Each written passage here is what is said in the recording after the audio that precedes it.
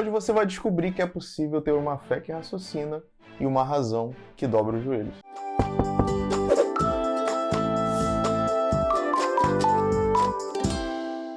Fala, leitores! Meu nome é Juan Leno e você é muito bem-vindo nesse canal. Hoje a resenha é sobre a minha leitura preferida de 2020, Inteligência Humilhada, de Jonas Madureira. Jonas Madureira é pastor e professor de seminário, e saber disso é importante na leitura desse livro, porque ele deixa bem claro que ele não separa uma pessoa da outra. Ou seja, nessa obra aqui, tanto a visão pastoral quanto a visão acadêmica estão presentes. Então nós temos em mãos um livro que, parafraseando o próprio autor, às vezes você vai pensar que está em uma sala de aula, e em outros momentos terá a impressão de que está em um gabinete pastoral. Então, se você quer saber qual o conceito de inteligência humilhada, fica comigo até o fim desse vídeo que eu vou te mostrar. A leitura de Inteligência Humilhada foi uma leitura que eu lembro que me marcou bastante, porque o Jonas, além de pastor e teólogo, ele ainda é filósofo. Então, você consegue perceber na escrita dele cada aspecto dessas personas. Então, no decorrer do livro, você consegue ver o aspecto pastoral, o aspecto filosófico, mas uma coisa que mais me impressionou é como o Jonas é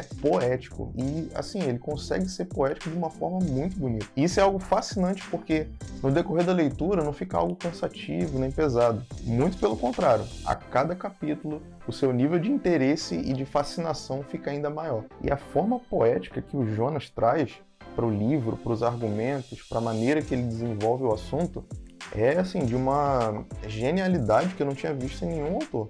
O livro tem como tema central falar de como é a nossa relação na busca do conhecimento de Deus, e que a melhor forma de trilhar essa caminhada de conhecimento é desenvolvendo o que ele chama de inteligência humilhada. Jonas deixa bem claro que esse conceito de inteligência humilhada não é algo novo na história da igreja. E aí ele mostra que esse conceito já foi desenvolvido de várias formas por outros autores. E ele até cita uma frase famosa do monge medieval Bernardo de Chartres, que diz o seguinte, abre aspas, somos como anões montados em ombros de gigantes, para podermos ver mais, muito mais longe do que eles. Não pelo alcance do nosso olhar ou pela estatura do nosso corpo, mas porque, quando erguidos ao alto, somos alçados pela grandeza dos gigantes. Que coisa bonita, né? Aqui o Jonas já nos dá uma amostra da sua própria humildade quando ele reconhece todos os autores que construíram um caminho até onde nós estamos hoje. Ou seja, depois de 2000 anos de história, tudo que nós temos hoje, os livros, os artigos, enfim, as dissertações, tudo foi construído com muito tempo, suor, dedicação e empenho de muitas pessoas no decorrer desse tempo. E essas pessoas não só dedicaram seu tempo, como também doaram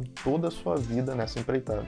E é claro que todo autor que se preza, ele utiliza várias bases para construir o seu raciocínio.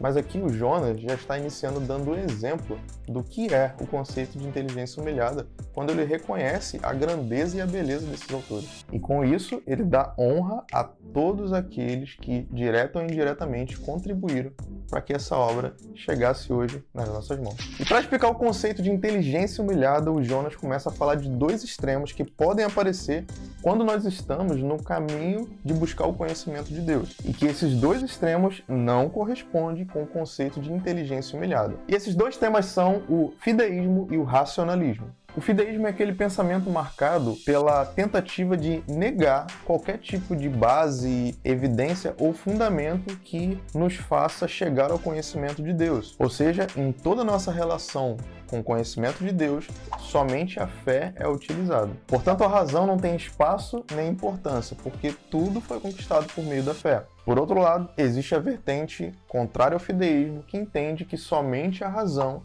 é o meio pelo qual nós utilizamos para nos achegarmos ao conhecimento de Deus. Esse pensamento é chamado de racionalismo, como nós já falamos, e ele entende que somente a razão é o meio necessário para que nós possamos encontrar o conhecimento sobre Deus, descartando, portanto, todo o papel da fé nesse processo. Então, nessa briga entre fé e razão, o conceito de inteligência humilhada não vai seguir nenhum dos dois extremos. Jonas Madureira deixa bem claro que não é preciso que nós eliminemos a fé e a razão na busca do conhecimento de Deus. E é exatamente nesses momentos que o Jonas se torna muito poético. E ele explica que o conceito de inteligência humilhada traz a ideia de que a fé não precisa ter medo de duvidar, questionar, e que a razão nesse processo não precisa negar a fé, porque para se achegar ao conhecimento de Deus, abre aspas, a fé não precisa morrer, só precisa pensar. E a razão também não precisa morrer, só precisa dobrar os joelhos. Que definição linda, né? Dentre os autores que o Jonas Madureira vai se basear, ele vai utilizar principalmente a obra Confissões de Agostinho. E aqui eu não estou falando de Agostinho Carrara não, tá? Teve uma pessoa na história da igreja que realmente se chamou Agostinho. O livro Confissões de Agostinho foi um livro que ele escreveu, né, assim que ele se tornou bispo da cidade de Hipona, e o livro é meio que uma confissão que ele faz diante de Deus. É como se fosse um livro de orações. Ele escreve ali as suas orações diante de Deus, confessando seus pecados, suas mazelas, seus erros. E isso ele publicou, foi um livro, então ficou exposto para todas as pessoas. Mas aí você pensa, caraca, escrever todos os seus pecados, seus problemas num livro e publicar já é algo assim bem complicado, né? Talvez a gente não teria coragem. Só que o que mais constrange é que Agostinho fez isso quando ele tinha 43 anos e havia se tornado o líder religioso de toda a cidade de Hipona. Então você imagine o maior líder religioso de uma cidade escrevendo um livro dizendo, eu sou isso, eu peco assim, eu faço isso errado, eu não sou tão bom assim quanto vocês imaginam, que Deus tenha misericórdia de mim. Deu para imaginar isso? Isso constrange. Ou seja, Agostinho já tinha ali uma autoridade espiritual naquela cidade. Ele era respeitado não só como pastor, mas também como teólogo e filósofo. Então, é algo assim que realmente constrange. E é exatamente o entendimento dessa humildade que Agostinho tinha que o Jonas utiliza para escrever boa parte desse livro. E aí você olha assim, caraca, Agostinho, pô... Quando você lê Confissões, você fala, pô, até que Agostinho era gente como a gente, né? Não era alguém assim tão distante. Então, um dos caras mais importantes do cristianismo, respeitadíssimo, tanto por católicos quanto por protestantes, foi alguém que, cara, abriu o coração. E isso, esse ponto, essa humildade de Agostinho, já nos traz para um outro ponto que o Jonas Madureira fala no livro dele, que é você fazer teologia, ou seja, construir o pensamento a respeito de Deus na segunda pessoa. Porque quando você faz teologia em segunda pessoa, você não fica só tecendo comentários, falando, Deus é isso, Ele é aquilo, Ele faz assim, você não se coloca distante de Deus. Quando você faz teologia na segunda pessoa, você se dobra diante a soberania de Deus e fala, Tu és, Senhor. Tu és isso, tu és assim, tu és meu Salvador. Sabe, você se coloca diante de Deus, você não afasta o conhecimento sobre Deus. Fazer teologia na segunda pessoa é se colocar em humildade diante de Deus. Por isso, quem faz teologia na segunda pessoa, ou seja, quem constrói, busca o conhecimento sobre Deus na segunda pessoa, vai fazer como Agostinho. Ele vai se dobrar humildemente diante da soberania e da graça de Deus e vai agradecer pela incrível graça que o Senhor derramou sobre nós. Porque quanto mais próximo você faz a teologia diante de Deus, mais humilde você se torna. Por isso que o conceito de inteligência humilhada vai nos dizer que é preciso que a gente se aproxime de Deus para fazer teologia. E não só pegue textos vazios e escreva.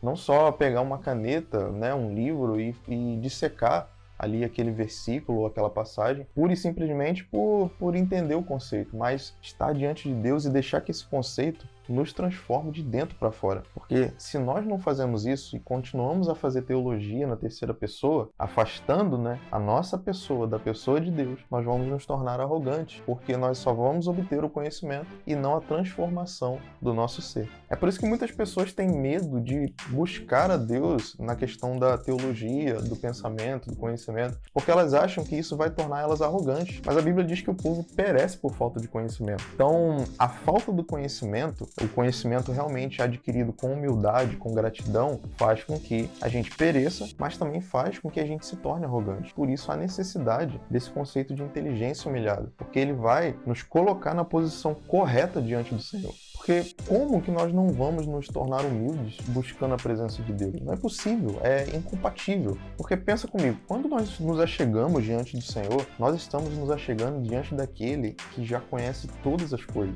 Ele sabe o que você vai falar antes que a palavra saia da sua boca. Ele sabe tudo o que aconteceu no passado, no presente e o que vai acontecer no futuro. Então nós estamos nos achegando diante do dono de toda a sabedoria. Não tem como nós nos tornarmos arrogantes quando nós buscamos a Deus, a não ser que nós façamos isso de forma errada. Por isso também a importância de nós termos a consciência de que nós necessitamos de ajuda para prosseguir nessa jornada de conhecimento. Nós precisamos de Deus, nós precisamos do Espírito Santo, precisamos das Escrituras Sagradas, nós precisamos do auxílio de irmãos que se empenharam para entender o contexto, o versículo, a história. Nós precisamos de mediação para conhecer a Deus, enquanto Deus não precisa de nada para nos conhecer. Deus já nos conhece plenamente. Isso faz com que a gente entenda a nossa condição de humilhação. Então, preste atenção nisso.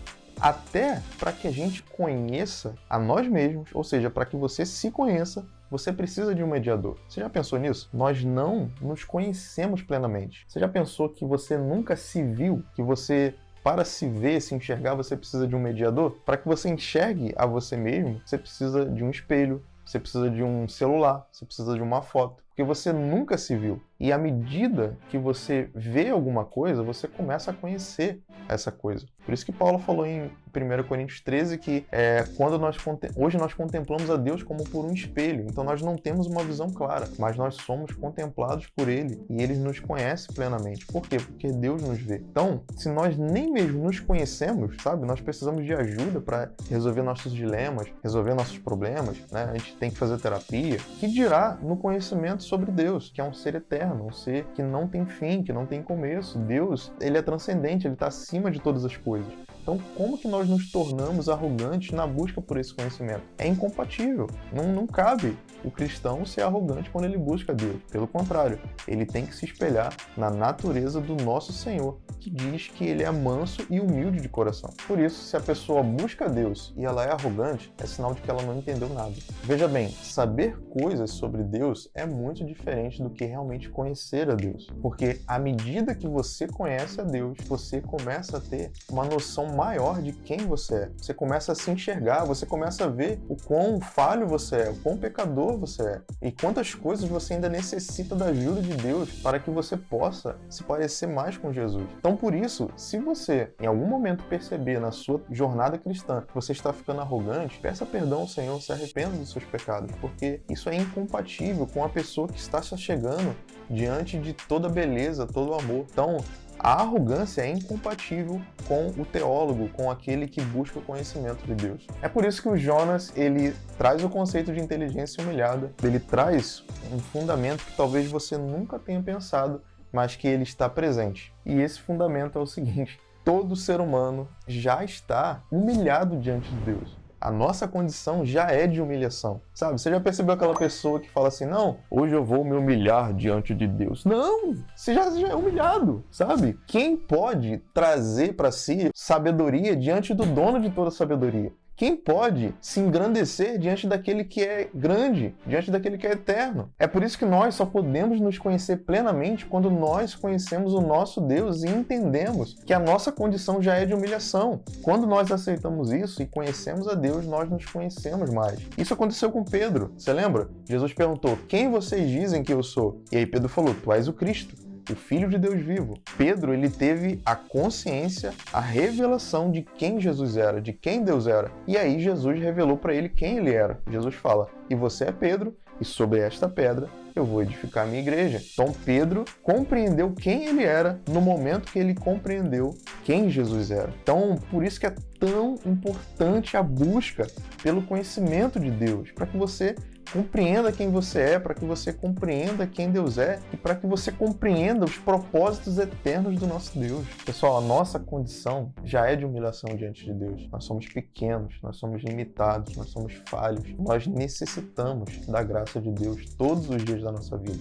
É por isso que a Bíblia diz que as misericórdias do Senhor se renovam todas as manhãs, porque a cada amanhecer nós necessitamos novamente dessa misericórdia que um dia nos alcançou. É por isso que, nesse sentido, Jonas diz que o conhecimento de Deus, o amor por Deus, vem através de uma ferida que Deus faz no nosso coração. Foi isso que Agostinho escreveu no seu livro. Em Confissões ele diz, feriste o meu coração com a tua palavra e eu te amei. Sabe, irmãos, essa consciência da nossa condição de humilhação gera um escândalo no nosso coração, no nosso interior. Gera uma ferida, sabe? Mas essa ferida, quando curada por Deus, quando você se permite que Deus realize a obra no seu interior, Essa ferida faz com que você ame ao Senhor. Essa ferida faz com que você se aproxime de Deus.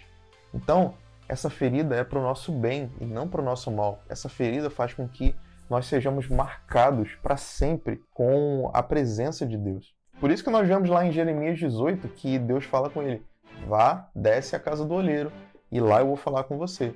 E quando Jeremias chega lá, ele percebe que existe um olheiro, que ele pega um vaso, o vaso estava inteiro, o olheiro quebra o vaso, sabe? Fere aquele vaso e ele constrói novamente aquele vaso de acordo com o que lhe agrada. Então, assim o Senhor faz conosco, sabe? A nossa condição de humilhação nos faz entender que nós precisamos ser quebrados e reconstruídos pelas mãos do nosso Deus. O Senhor precisa nos quebrar, nos ferir e nos fazer de novo. E essa ferida nos marca de uma forma tão grandiosa que nunca mais nós nos esquecemos. Por isso que Agostinho falou: você feriu meu coração e por isso eu te amei. Por essa ferida eu te amei. Porque essa ferida me faz lembrar todos os dias o quão você é precioso para mim. Então, a ferida que Deus faz no nosso coração é para o nosso bem, é para que a gente se achegue a Ele e para que a gente ame Ele de tal forma que a gente nunca mais vai conseguir esquecer aquilo que Ele fez por nós e quem Ele é na nossa vida. E quem não tem essa consciência, infelizmente, vai se achegar a Deus de forma incorreta e vai acabar caindo no erro que o Jonas chama de autoabsorção narcisista. Vocês lembram da história de Narciso? Quem foi Narciso? A mitologia, eu não me lembro muito bem a história, mas meio que Narciso ele se apaixonou pela sua própria beleza. Ele era tão belo que ele se olhou no rio, né? Ele não poderia ter feito isso, porque se ele fizesse, ele seria seduzido pela sua beleza, mas ele faz. E aquilo virou uma maldição para a vida dele. Então a pessoa que não compreende a sua condição de humilhação diante de Deus, ele acaba entrando numa autoabsorção narcisista, porque ele não está construindo conhecimento de Deus, ele simplesmente está vislumbrado com aquilo que ele está descobrindo, com aquilo que ele está desenvolvendo, e aí ele começa a admirar a si mesmo, porque ele está descobrindo coisas, e aí ele começa a se auto-absorver, sabe? É como se ele se alimentasse daquilo que ele está produzindo, e aquilo que ele está produzindo se torna uma maldição para ele. E aí ele vira um narcisista que fica ali filosofando e meditando sobre as coisas que ele mesmo está pensando, quando na verdade ele está muito afastado de Deus, mesmo falando sobre Deus. Você já pensou sobre isso? É possível você estar afastado de Deus, mesmo falando sobre Deus, porque você vai estar buscando a Deus de forma carnal. Buscar a Deus de forma carnal. Você já pensou nisso?